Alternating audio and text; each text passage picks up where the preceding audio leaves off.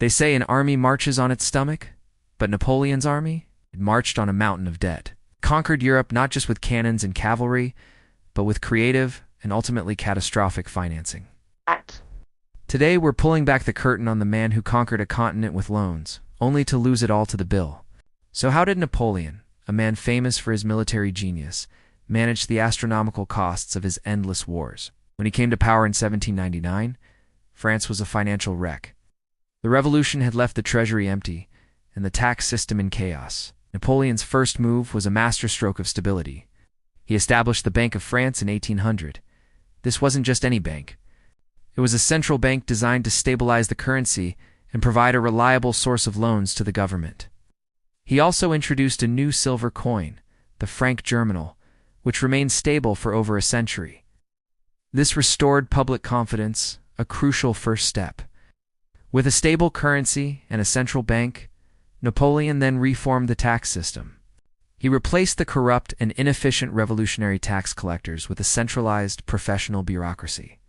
This meant more taxes actually reached the state treasury. He introduced new direct taxes on things like land, business licenses, and even doors and windows. This rational system was far more effective than the old one, but it wasn't nearly enough to pay for his grand ambitions. The wars were simply too expensive. This is where things get interesting. Napoleon had a core belief: war must pay for war. His strategy was brilliantly simple and brutal. He made the countries he conquered pay for their own occupation. When his Grande Armée marched into a foreign capital, say Berlin or Vienna, his first order of business was to levy massive indemnities. These were essentially huge fines imposed on the defeated nation. Prussia, for example, was forced to pay hundreds of millions of francs after its defeat in 1806. These funds were funneled directly back to France to pay soldiers, buy supplies, and fund the next campaign. He was, in effect, running an empire-wide protection racket. The spoils of war weren't just a bonus. They were the primary source of income for his military machine. For several years, this system worked astonishingly well. French citizens enjoyed relatively low taxes, while the rest of Europe footed the bill for Napoleon's conquests. But what happens when you can't conquer anymore? This is the fatal flaw in the war must pay for war model. It requires constant, successful expansion. Napoleon's financial house of cards began to teeter with the disastrous invasion of Russia in 1812. He expected a quick victory and another massive payday. Instead, he got a burned-out Moscow and the complete annihilation of his army. There were no Russian coffers to loot, only a frozen wasteland. This was a military catastrophe, but it was also a financial apocalypse. The flow of foreign money dried up instantly. Suddenly, Napoleon had to fund his wars the old-fashioned way, by taxing his own people and borrowing heavily. Taxes in France skyrocketed, causing widespread discontent. The Bank of France was forced to issue massive loans to the state, stretching its resources to the breaking point. He also turned to another, more discreet method, selling off vast territories. The most famous example, of course, is the Louisiana Purchase in 1803, for $15 million. He sold a gigantic swath of North America to the United States. Why? He needed immediate cash for his planned invasion of Britain, and he knew he couldn't defend the territory from the British Navy anyway.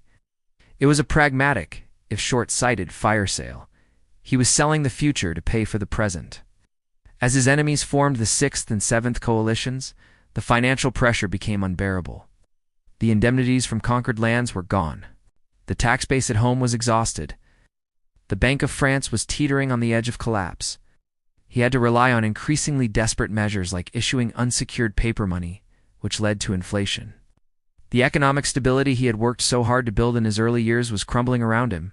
His soldiers, once the best paid and best equipped in Europe, were now often unpaid and poorly supplied. Morale plummeted.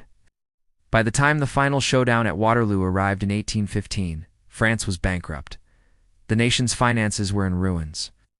The vast sums squeezed from Europe had been spent. The Louisiana Territory was gone, and the French people were left with crippling debt and a shattered economy. Napoleon's financial system was like a shark. It had to keep moving forward, conquering and consuming, to survive. The moment it stopped, it sank. His defeat wasn't just sealed on the battlefield, it was signed and delivered by his accountants. Every empire, no matter how glorious, eventually meets its Waterloo, and it often happens on paper first. If you found this deep dive into history's finances as fascinating as I did, don't forget to hit that like button and subscribe for more stories behind the story. We'll see you in the next one.